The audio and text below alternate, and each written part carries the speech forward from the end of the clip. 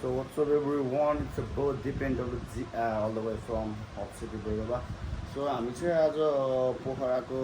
कति आज भयो 3 दिन होला सायद मेबी अस्ति हिजो आज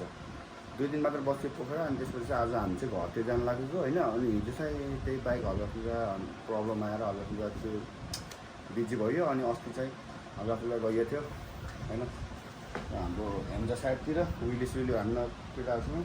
है हाम्रो असिम भाइहरू छ यही लेख्न केटाहरू छ सो अब चाहिँ निस्किन लागेको गाइज है अनि बोट यहाँ छ है टक्क गएर केटाहरू चिलमा ल बाबा अगाडि भेटौँ है त अब चाहिँ निस्किन लागेको है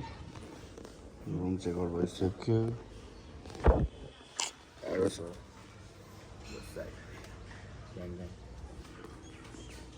यहाँ क्रसबार सोरुममा हाम्रो प्यारो भाइ आखानु भेट्न असु हो आशिष साथै ल है त थ्याङ्क यू सो मच है त ल हाम्रो डर बजसलाई माया देखाइदिएको है उसले चाहिँ है मिठो ल टी सर्ट है जे चलपल भइरहेको वालिङतिर नि सो केटाहरूको बाइक यहाँ बन्दैछ होइन हाम्रो त यहीँ छ होइन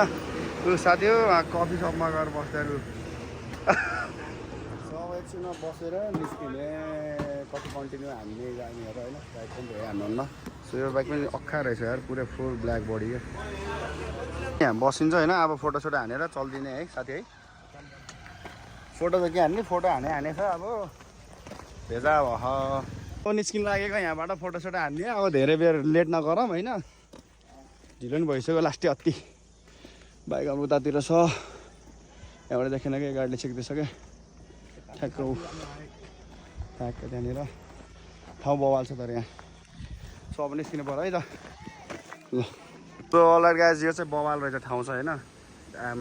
पानीहरू पनि खतरा बगेको है हाम्रो ह्यान्डसम साथी यता छन् होइन पुरा भिडियो सिडियो फोटो खिच्दै हिँडेन आज लास्टै अल्छी पारामा होइन अनि बाइक यतातिर छ मिठो उहिले गयो अब भर्खरै यहाँनिर हान्यो नि